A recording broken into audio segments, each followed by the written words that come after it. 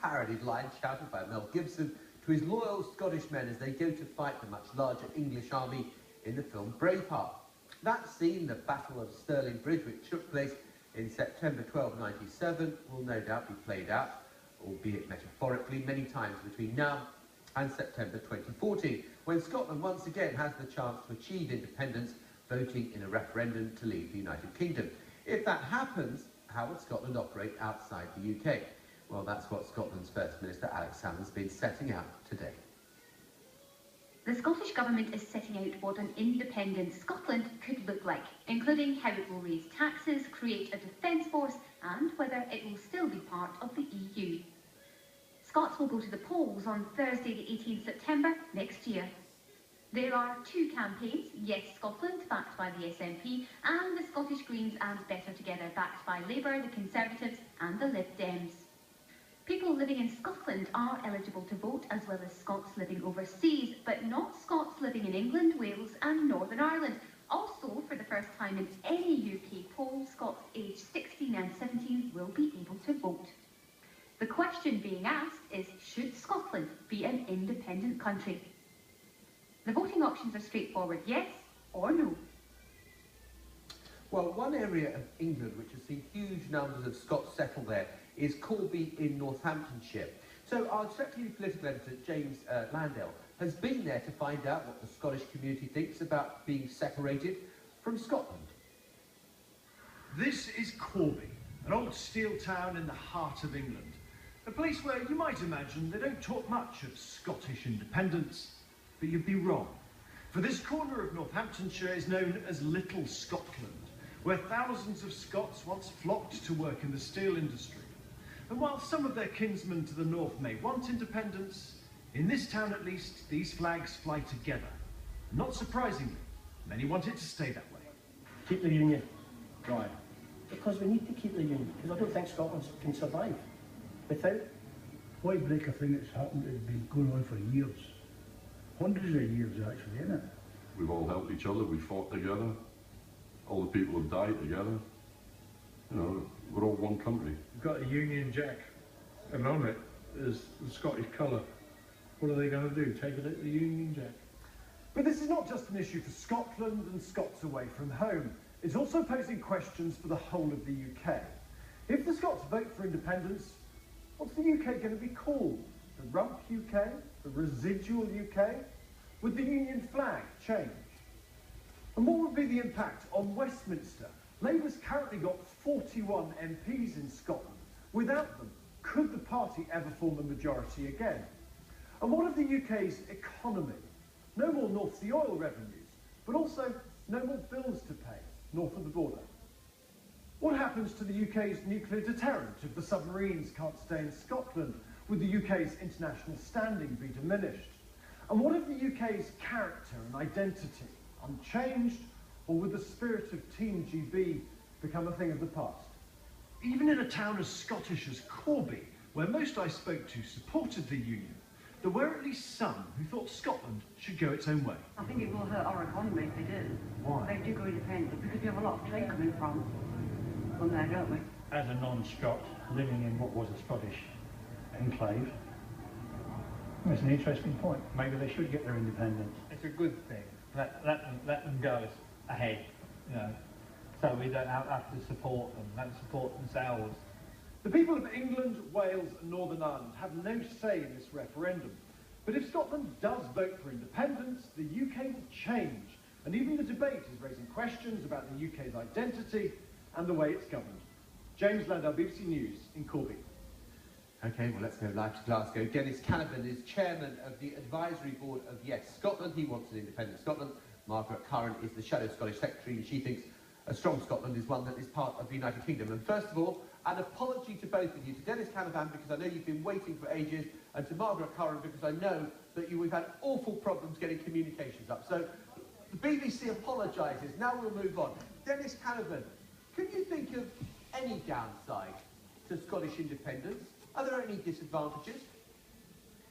I find it very difficult to think of disadvantages because there is a huge democratic deficit in Scotland just now. I mean, we have a government which the people of Scotland did not vote for, and this this government is making the poor poorer and the rich richer, and it has no real democratic mandate to govern the people of Scotland in such a way. The agenda which the government is pursuing at Westminster is very, very different from the preferred agenda of the majority of the people of Scotland, and indeed the preferred agenda of the Scottish Parliament. And so I say to myself, if the Scottish Parliament had full powers of an independent Parliament, then it would be able to do so much more. If it had powers over defence and foreign affairs, for example, they would be able to stop illegal wars and we'd be able to get rid of nuclear weapons. Just to be clear, there is nothing good in the relationship at the moment. I find it very difficult to say something positive about the Union at present because there is such a democratic deficit, and I feel sorry about that. I mean, there was a time years ago when I used to think that the return of a Labour government was the way to bring about greater standards of social justice, but social justice is now off the agenda. We had a Labour government under Blair. The poor got poorer, the rich got richer, the gap between rich and poor got wider, and as a result, Labour lost its soul. Labour has lost its whole purpose, which it once had. Margaret Curran, I see you shaking your head there. It was profoundly wrong. I mean, the best thing that could happen, I think, to address poverty in Scotland would be the return of a Labour government, because unfortunately in Scotland there is an SNP government that has cut £1 billion out of poverty programmes, but is promising a 3% corporation tax as the best way to grow Scotland's economy. That's the kind of politics, sadly, that Dennis Canavan is now associated with. The trouble, Margaret Curran, what is the positive case for Union? You are just, I mean, isn't the danger of the No campaign is that you just sound negative? You're trying to frighten people. No, not at all. If I just can have the opportunity to say, I think the best thing for Scotland is the best of both worlds, where we have a strong Scottish Parliament. Scotland's given a lot to the Union and we get a lot back. I think we need that strong Scottish Parliament. Dennis and I worked very hard to achieve it. But I also think we get the benefits of working together. And I do think that's a positive case where we can actually say that we can share risks, share rewards, work together. I think the alliance of working people across Britain is the best case for progressive change, rather than just trying to isolate Scotland, blind ourselves to some of the challenges and think we can just wish ourselves into a better future. I think it is about being honest with people, it's about properly costed plans, it's about addressing issues of economic prosperity and social justice. You know, if you vote Labour, by 2015 we could abolish the bedroom tax. But if you vote for the SNP and you think independence is the only way to guarantee that, all you have to do is just wait later for it. Dennis Canavan, I want to come back to you, and I don't want to get into narrow kind of topics that are kind of very familiar to a British audience, but maybe around the world seem a little more strange. These are good examples.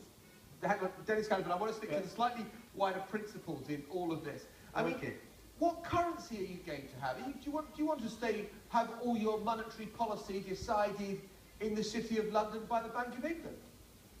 Well, the preferred policy of the Scottish Government is sterling, and it's a complete nonsense for the naysayers like Margaret and all the rest of them to say that the Scottish Government will not be able to adopt sterling as its currency, because sterling is in fact a completely controllable currency, and as a result it would be able to adopt sterling if it did.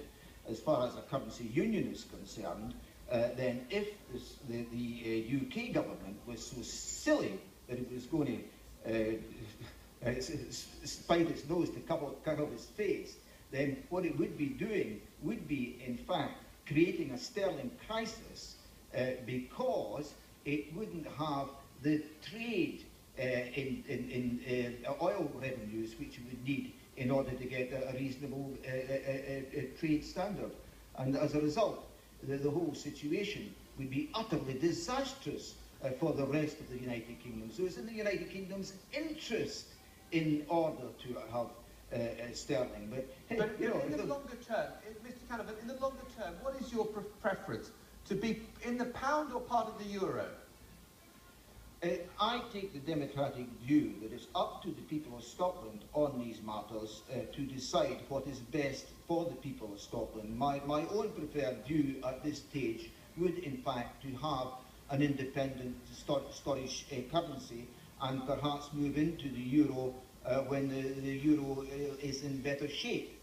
but I take the view, as I do on all things, that it is up to the people of Scotland in an independent Scotland to decide what currency they want, whether they're going to be in the euro, whether they're going to be in the European Union, and whether they're going to have the bedroom tax. And I think that we will be abolishing the bedroom tax. Right. It's a pity that Margaret and her colleagues didn't do likewise when it came to the vote. Margaret Curran, let me just come back to you, because when Labour came to power in 1997, you set up the referendum, then there was devolution, the setting up of the Scottish Parliament, more powers given.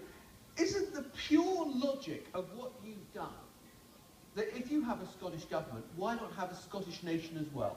Well, we do have a Scottish nation. Well, why don't we have an independent Scottish nation? A very proud Scottish nation that decides to share risks and rewards across the United Kingdom, because devolution and independence are fundamentally different journeys. And we do believe strongly in devolution and want to make that strong. But independence is quite different and takes the Scottish people, and I think, in a route that doesn't serve their self-interest. And if you address the issue of currency, I think that illustrates that perfectly. You know, the yes side of the campaign are taking Scotland in a direction where they can't answer the most basic of questions. We've got Alex Salmond saying one thing and the chair of the Yes campaign saying something else. Apart from the uncertainty of that, the most basic questions cannot be answered. It is reasonable for the Scottish people to say, if you ask us to vote for independence, what will be the implications for our jobs, our taxes and our pensions and such like? Now, the currency you use is part of that. The model that the SNP are advocating is where we would have fiscal autonomy but not monetary autonomy. It is an absurd form of independence that says, actually, your currency, your interest rates, all the arrangements around your currency will be determined by de facto a foreign government. That does not make sense. That, to me, makes the case for the Union. Okay, why would we withdraw from the Union and then not... I'm going to call it into it there. Thank you both very much indeed. I think these are both shaking your heads furiously. I think these arguments are going to run until next September when the referendum takes place. And they'll probably run a lot longer after that as well. Right, now let us move on to the Central African